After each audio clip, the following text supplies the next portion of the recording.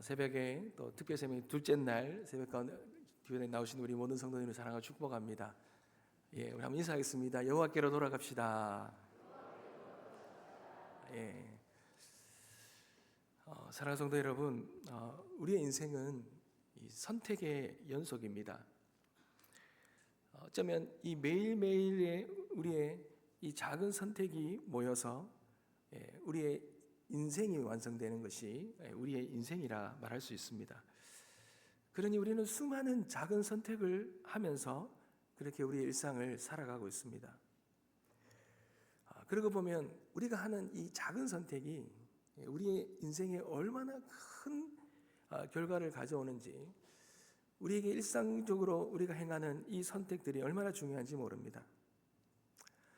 그런데 이 선택이 참 중요한 이유가, 또 우리가 쉽게 이 선택을 하는 것이 쉽지 않은 이유가, 이 좋은 선택이라고 어떤 것을 선택을 했지만 그 선택이 더 안 좋은 결과를 가져오고, 반대로 잘못된 선택 같은데 근데 그것이 또 변하여 더 좋은 결과를 낳기에 우리가 무언가를 선택하는 것은 참 쉽지가 않습니다.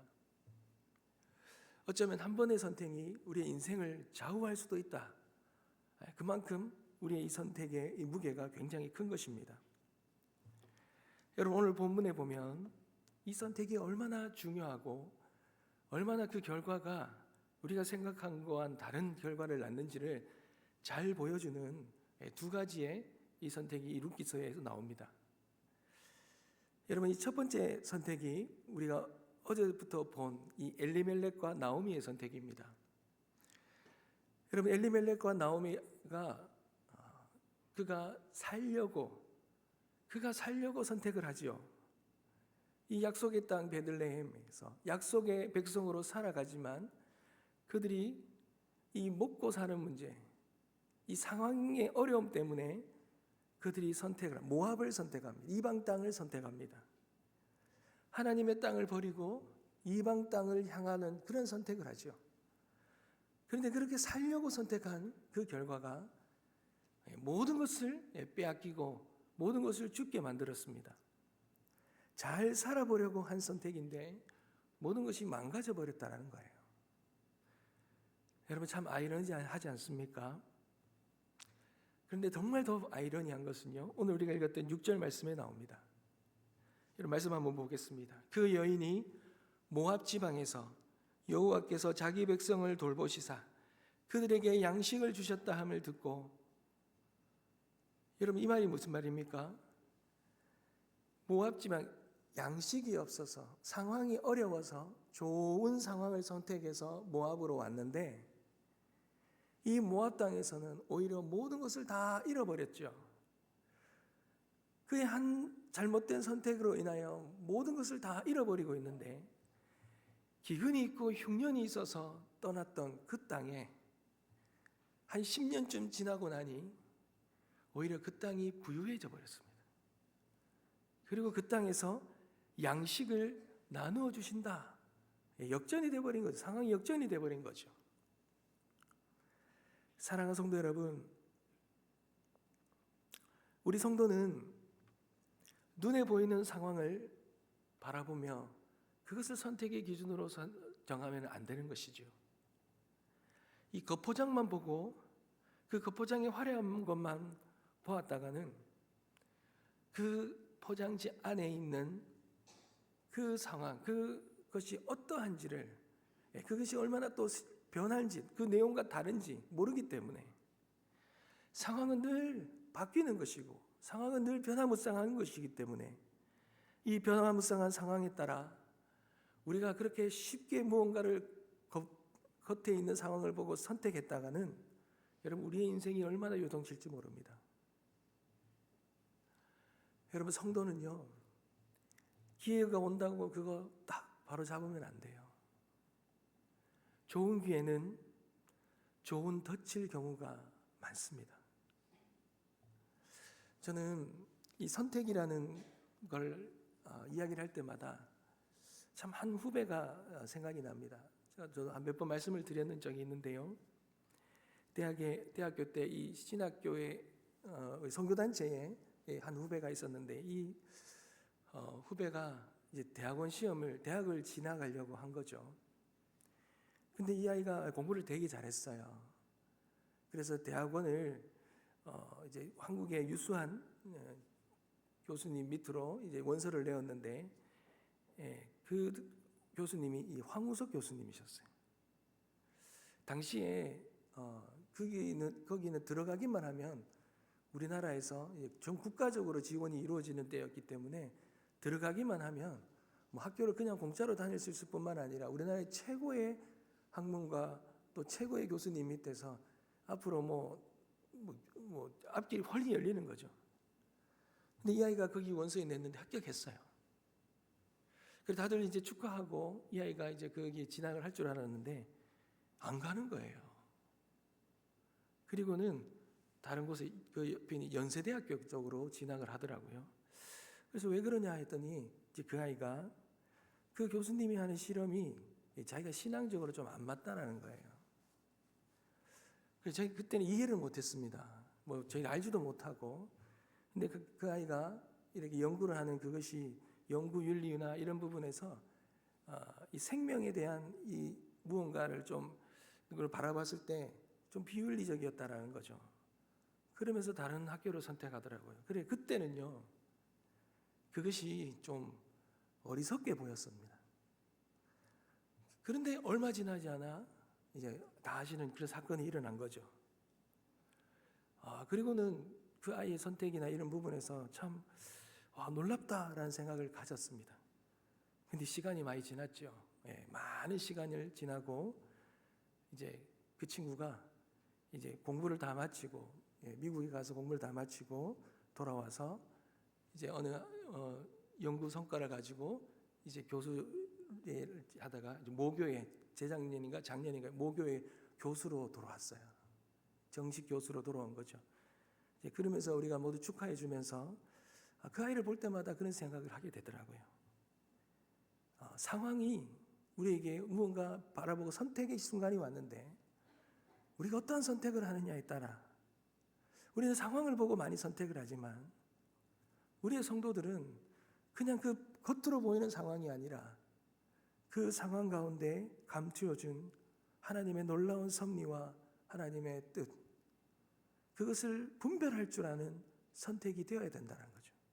그래야 하나님께서 그것 가운데 심어놓은 하나님의 놀라운 은혜와 복을 누릴 수 있다는 것입니다. 사랑하는 성도 여러분, 엘리멜렉과 나오미는 그런 상황을 보고 선택을 한 그 결과 그들에게는 엄청난 어려움을 겪게 되는 결과로 돌아온 것입니다. 그런데 여러분 오늘 본문에 또 하나의 선택이 나오지요. 그 선택이 바로 룻의 선택입니다. 나오미는 자신의 잘못된 선택으로 인해 모든 것을 다 잃게 되었을 때 이 6절에 오늘 읽었던 6절에 이 말씀을 듣습니다. 베들레헴이 기근이 있어서 떠났는데 베들레헴이 부유해졌다는 소식을 듣습니다. 이 소식에 이 나오미의 마음에는 기쁜 반, 괴로운 반이었을 것입니다. 한 마음은 지금의 상황에 고향으로 돌아가면 고향에 내 양식이 있구나, 그곳으로 돌아가면 되겠구나 라는 그런 마음 때문에 참 기뻤을 것입니다. 그런데 하지만 또 다른 마음은 내가 상황을 보고 하나님을 떠난 이후에 이렇게 모든 것을 잃어버린 이 모습으로 그 고향 땅으로 다시 돌아간다는 것이 또 한 마음에는 참 부끄러운 일이었습니다. 이 두 마음이 이 나오미의 마음을 참 갈등케 했을 것입니다. 그런데 나오미는 다시 돌아가기로 선택하죠. 어쩌면 다른 선택권이 없었을 수도 있습니다. 그런데 이 선택은 참 귀한 복된 선택이었죠. 왜 그랬습니까? 이 베들레헴에 이 부유해졌다라는 이 소식은 하나님이 이 실패한 속에서 괴로워하는 이 나오미를 부르는 하나님의 부르심의 소리였기 때문에 그래요. 사랑하는 성도 여러분, 하나님은요 우리가 실패하는 것도 알고 계십니다. 우리가 앞으로도 계속 실패할 것도 하나님은 아십니다.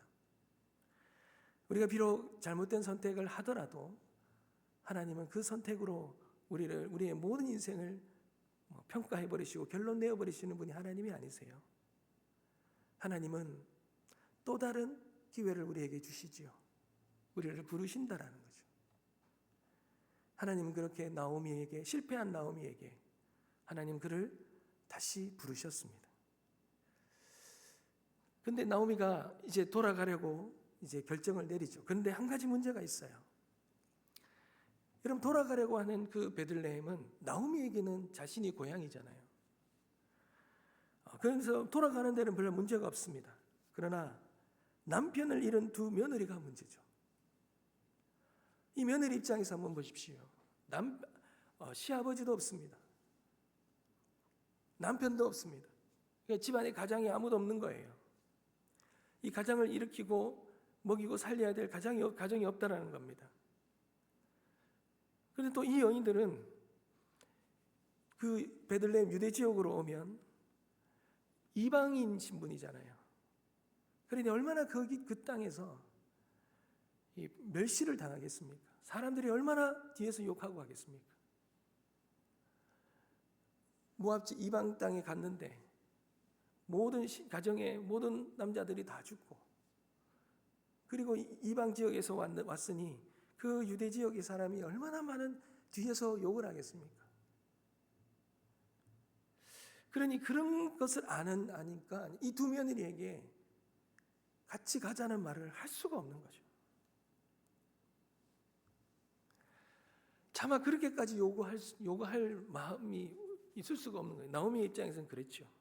그러니 나오미는 두 며느리에게 고향으로 다시 돌아가자는, 너희들 고향으로 다시 돌아가라고 이렇게 말합니다. 며느리의 인생이 잘 되기를 바라는 마음이라서 며느리를 향한 사랑과 배려로 그렇게 말했던 것입니다. 외로웠고 힘들었지만, 그리고 앞으로 힘들겠지만 나오미는 이 두 며느리에 대한 그 애틋한 마음, 불쌍한 마음을 그렇게 내려놓지 않고 표현했던 것입니다. 그런데 여러분, 이때에 이 두 며느리의 반응이 어떠합니까? 여러분 10절을 한번 보겠습니다. 1장 10절에 보면 우리는 어머니와 함께 어머니의 백성에게로 돌아가겠나이다 이렇게 고백하죠. 두 며느리는 어머니와 함께 어머니의 백성에게로 돌아가겠다 이렇게 말합니다. 앞으로 엄청난 고생이 예상됨에도 어머니와 함께 하겠다라는 거예요. 여러분, 얼마나 이 마음이 따뜻합니까? 요즘처럼 내 인생만을 중요하게 여기고 내 인생이 너무나 그 어떤 것보다도 소중한 이런 시대를 살아가는 오늘날 우리에게 이 두 며느리의 이 말은 얼마나 그 나오미를 향한 사랑의 마음이 있는지를 모르겠습니다. 두 며느리의 앞으로의 인생이 얼마나 아픔과 고통이 있을 거라서 두 며느리를 향한 그 배려의 마음을 표현하였는데, 그 두 며느리는 자신의 인생이 완전히 망가졌지만 그래도 홀로 남게 된 연로한 그 나오미 어머니의 그 홀로 남겨지게 될 그 마음을 그냥 둘 수 없으니 함께 하겠다라고 한 이 마음들이 너무나 아름답지 않습니까? 어렵고 힘들 때에 여러분, 사랑이 진짜 사랑입니다. 돈이 있을 때에, 능력이 있을 때 뭔들 못하겠습니까? 돈이 없고 힘이 없고 내가 할 수 있는 것이 없을 때에, 그때에 행하는 배려와 그때 하는 사랑이 진짜 사랑 아니겠습니까? 이제 두 며느리의 선택만 남았습니다. 그런데 이 선택의 갈림길에서 오르반은 떠났고 여러분, 룻은 남음을 선택합니다. 룻은 나오미를 부둥켜 안고 놓지 않았다 그렇게 말합니다. 여러분, 룻이 어떻게 이렇게 선택을 할 수 있습니까? 인생을 바꿀 만한 중요한 선택, 너무나 중요한 선택인데 그런 선택은 너무나 어려운데, 쉽지 않은데 룻은 어떻게 이런 무겁고 힘든 선택을 할 수 있었단 말입니까? 여러분 16절과 17절입니다. 우리 다 같이 한번 읽어볼까요? 한 번만 더 다 같이 한번 읽겠습니다. 16절 17절 읽겠습니다. 시작.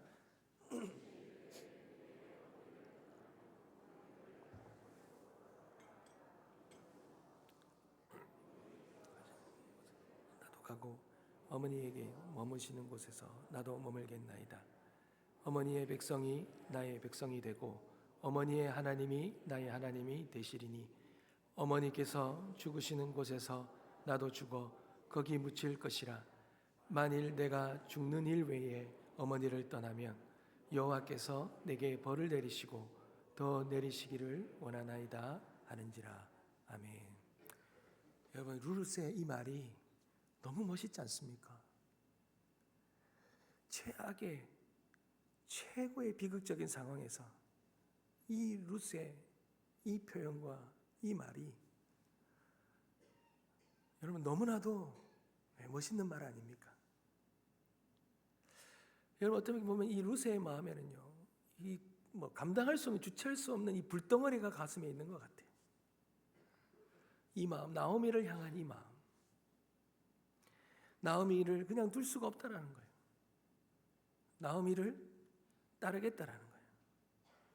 그런데 나를 돌아가라고 말하지 말라는 거예요. 나는 어머니가 머무시는 곳에서 머물고 어머니의 백성이 나의 백성이 되고 내 모든 것이 어머니를 위해서 그렇게 하겠다라는 거예요. 심지어 어머니께서 죽으시는 곳에서 나도 죽겠다라는 거예요. 여러분, 이거는 죽음을 각오하는 선택이었습니다. 어머니를 위해서 내 인생과 삶을 뒤를 돌아보지 않고 앞으로 어떤 일이 생길까 돌아보지 않고 어머니만 바라보며 어머님과 함께 죽고 살겠다라는 그런 결단과 선택이었습니다. 사랑하는 성도 여러분, 어떻게 이런 선택을 할 수 있겠습니까? 룻이 어떻게 이런 선택을 할 수 있냐는 거죠. 사랑하는 성도 여러분, 그 힌트가 되는 것이 16절 하반절에 나오죠. 어머니의 하나님이 나의 하나님이 되시겠다. 내가 어머니께서 죽으시는 곳에서 죽고 거기 묻힐 것인데 만일 내가 죽는 일 외에 어머니를 떠나면 여호와께서 내게 벌을 내리시기고 더 내리시기를 원하나이다 하는지라. 여러분, 이 룻이요, 지금 어머니에게 대한 맹세와 약속을 하는 것 같지만 룻은 지금 하나님 앞에서 약속을 하고 있습니다. 다른 말로 말하면 룻은 이 나오미를 향하여 계산되지 않은 이 사랑과 앞으로 어떻게 무언가 헤아릴 수 없는, 한없는 어떤 주고받는 그런 어떤 조건적인 그런 것이 아니라 모든 것을 쏟아붓는 이 사랑의 선택을 하는데, 이 사랑의 선택은 사실은 하나님에 대한 믿음의 고백입니다. 계산하지 않는 사랑, 한없는 사랑, 이 사랑은 이 룻기서에서 표현되는 이 헤세드의 사랑이 이 룻기서에서 말하는 하나님의 사랑인데, 그 사랑을 경험한 자가 진정으로 고백할 수 있는 믿음의 고백이 하나님을 향한, 하나님과 함께 하겠다, 하나님을 따라 살고 죽겠다라는 믿음의 고백, 이 고백이 아니겠습니까? 사랑하는 성도 여러분, 비록 나오미가 잘못된 선택을 통해 하나님을 떠났고 그 떠난 선택의 결과로 인하여 엄청난 고통과 아픔을 겪었지만 이 나오미는 다시 하나님의 그 변치 않고 포기하지 않는 사랑으로 그 나오미를 부르시는 그 부르심의 그 음성에 순종하며 그 고향 땅으로 나오미는 돌아가려 합니다. 이방 여인이었지만 그 하나님을 믿는 가정에 시집와서 그 인생 속에서, 그들의 삶 속에서 이 나오미 어머니의 하나님을 알게 되고 이 어머니 하나님의 크고 놀라운 은혜와 사랑을 경험하고 그는 그 어머니의 하나님을 향한 그 믿음 안에서 이 나오미를 끝까지 품고 사랑하겠다는 믿음의 고백을 하고 있는 것입니다. 사랑하는 성도 여러분, 삶에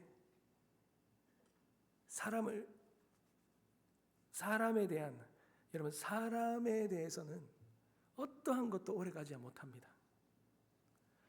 사람에 빠지면 그것이 대단한 뭔가 표현일 수도 있을지 모르겠지만 그것은 힘이 없습니다. 여러분, 하나님에 빠져야 목숨을 걸게 되어 있습니다. 그것이 바로 신앙의 힘이죠. 우리의 모든 삶의 중심에 하나님이 있어야 된다는 거예요. 하나님이 선택의 기준이 되어야 된다는 것입니다. 하나님을 선택을 하고 하나님을 붙들어야 된다는 거예요. 물론 현실 속에서 하나님을 붙들고 하나님의 선택을 하고 나아가는 데 있어서는 불확실한 게 너무 많지요. 보장된 것이 별로 없지요. 그럼에도 불구하고 우리의 선택의 중심에는 하나님이 있어야 되고 하나님께 목숨을 걸어야 된다는 거예요. 그래야 우리의 인생 속에 이 신앙을 통한 놀라운 역전의 삶을 경험할 수 있게 되는 것입니다. 사랑하는 성도 여러분, 룻이 선택한 기준은 하나밖에 없습니다. 쉬운 길이 아니라 어려운 길을 선택한 것입니다. 제자도의 길은 넓은 것이 아니라 항상 좁지요. 하나님 중심으로 선택하고 하나님 사랑하는 마음으로 선택하고 가는 길은 좁은 길입니다. 믿음의 길은 그 길 안에는 십자가의 길, 십자가의 도구, 십자가의 길이 믿음의 길이기 때문에 그래요. 어쩌면 우리가 그런 죽음으로, 혹독한 죽음과 같은 그 죽음으로 하나님에 대한 믿음을 그렇게 드러낼 수밖에 없는 길이 바로 이 길이기 때문에 그렇습니다. 사랑하는 성도 여러분, 이것만이 우리 인생의 역전이 인생이 되는 비결임을 잊지 마시기 바랍니다. 여러분, 이 세상의 사람들은요, 두 가지 가치를 가지고 선택하며 살아갑니다. 한 부류의 사람들은 모든 선택의 기준이 소유예요, 소유. 그러니 무언가를 선택하는 데 있어서는 어떤 것을 소유하느냐, 내가 무엇을 소유하느냐, 이것이 모든 것의 선택 기준이 되어서 그것을 선택하고 가죠. 돈을 선택하든, 힘을 선택하든, 성공을 선택하든, 행복을 선택하든, 이런 무언가를 소유하기 위해 가는 거죠. 그러나 또 한 무리의 한 사람은 존재적인 인간입니다. 존재적인 것, 가치를 붙들고 살아가는 거예요. 성도의 가치, 하나님이 우리를 이 땅 가운데 세우신 부르심의 가치, 나를 이 상주 서문교회에 불러주신 이 가치를 붙들고 살아가는 자, 내가 손해가 있고 무언가 잃어버린다 하더라도 이 가치가 중요하기 때문에 이 가치를 붙들고 살아가는 사람, 이 두 가지의 부류가 우리 인생을 살아가는데 부류라는 거예요. 여러분, 창세기 13장에 보면 이것을 잘 보여주는 예가 아브라함과 이 종 롯이죠. 롯과의 종과의 이 목초지 싸움이 나오지 않습니까? 아브라함의 종과 이 롯의 종이 싸웁니다. 가축은 늘어나는데 이 가축을 먹일 목초지가 부족해지고 한정이 있으니, 그러니 서로 좋은 목초지를 차지해서 먹이려고 하다 보니 싸움이 일어난 거예요. 이 다툼에 일어났을 때에 여러분, 아브라함의 선택이 무엇입니까? 아브라함은 이 롯이 친족이니 우리가 서로 다투지 말자 그러면서 롯에게 선택권을 줍니다. 내 앞에 온 땅이 펼쳐져 있는데 너가 좌하면 나는 우하고 너가 우하면 나는 좌하리라. 눈앞에 보이는 땅을 롯이 먼저 선택하면 되는 거예요. 근데 롯이 눈을 들어, 그 말을 듣자마자 눈을 들어 땅을 바라보는데 요단 지역의 땅이 눈에 들어오는 거죠. 여러분, 이 땅이요, 롯에게 어떻게 보였냐면 창세기 13장 10절에 이에 롯이 눈을 들어 요단 지역을 바라본즉 소알까지 온 땅에 물이 넉넉하니 여호와의 동산 같고 애굽 땅과 같았더라. 여러분, 이 요단 지역은요, 이 물이 넉넉하다고 하지만 여러분, 이 애굽의 나일강이 흐르는 이 애굽 땅만큼은 안 돼요. 그런데 그 땅이 얼마나 풍요롭게 보였으면 애굽의 땅과 같고 여호와의 동산 같았다. 이 말은 에덴과 같았다라는 말입니다. 그렇게 좋은 땅이 눈앞에 보이는데 롯이 선택을 하지 않을 수 있겠습니까? 그런데 여러분, 롯이 선택한 그 땅이 얼마 가지 않아 어떤 땅이 됩니까? 그 땅은 소돔과 고모라였습니다. 눈에 보기 너무 좋은데 그 땅을 소유하기만 하면 내가 부유할 수 있을 것 같아 선택하는데 그 땅이 멸망의 땅이 되어버린 것이죠. 그런데 그때 여호와 하나님께서 아브라함에게 이제 선택권을 주시죠. 너가 눈을 들어서 너 있는 곳에서 북쪽과 남쪽과 동쪽과 서쪽을 바라보라는 겁니다. 여러분, 하나님이 보이는 땅을, 네가 보이는 땅을 내가 너와 내 자손에게 영원히 이루게 하겠다. 영원히 주겠다 말합니다. 내가 내 자손의 땅이 티끌 같게 하리니 사람이 땅에 티끌을 능히 셀 수 있을진데 내 자손도 세리라. 너는 일어나서 그 땅을 종과 행으로 두루 다녀보라. 내가 그것을 내게 다 주겠다. 이 말은요, 네가 밟는 땅 다 주겠다라는 거예요. 여러분, 아브라함에게 이런 선택권을 주었는데 어떡하겠습니까? 우리 같으면 다 밟아보지 않겠습니까? 다 내 땅 하지 않겠습니까?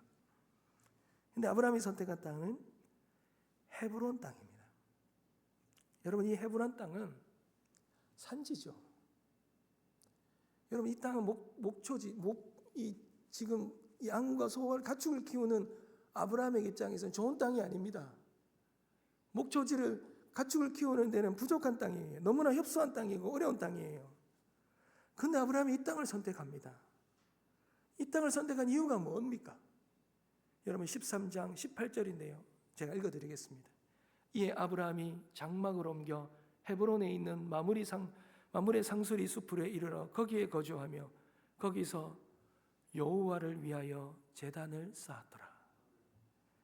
여러분, 헤브론은 이스라엘 민족들이 하나님과 이스라엘에서 가장 높은 곳이죠. 가축을 키우는 데는 부족한 땅일지 모르겠지만 이스라엘 백성들은 그 땅이 하나님과 가장 가까운 땅으로 생각하는 땅이에요. 아브라함은 하나님과 가장 가까운 땅, 하나님을 예배하기 위한 그 땅을 선택했던 것입니다. 성도의 존재 가치는 무엇입니까? 하나님을 예배하는 것 아닙니까? 그러니 그 땅을 선택한 거죠. 그런데 그 선택이 하나님께서 기뻐 받으시고 아브라함에게 복을 주시는 것입니다. 사랑하는 성도 여러분, 우리 앞에도 놓여져 있는 선택의 길이 있습니다. 저와 여러분은 어떠한 길을 선택하시겠습니까? 어떤 길로 걸어가시겠습니까? 그 기준이 무엇입니까? 우리는 하나님을 선택해야 합니다. 하나님을 붙들어야 됩니다. 그리고 그 하나님을 선택했을 때에 그 뒤에 따라오는 모든 길은 우리가 보이지 않고 장담되지 않더라도 우리는 그 하나님을 믿으며 그 길을 선택하며 걸어가야 될 줄 믿습니다. 믿음이라는 것이 그런 것 아니겠습니까? 하나님을 선택하면 하나님이 우리를 책임지신다는 것, 이것을 믿음으로 붙들고 나아가는 것, 이것이 믿는 자의 삶의 선택의 기준일 줄 믿습니다. 사랑하는 성도 여러분, 역전이라는 것은요, 쉽게 이루어지는 것이 아닙니다. 어쩌면 목숨을 걸어야 합니다. 어쩌면 내 인생의 모든 것을 다 하나님께 걸어야 됩니다. 그래야 보이지 않고 열려지지 않았던 길이, 새로운 길이 열리는 것이 역전의 길입니다. 축복받는 사람은 축복을 보는 눈이 있습니다. 그게 바로 믿음의 눈인 것이지요.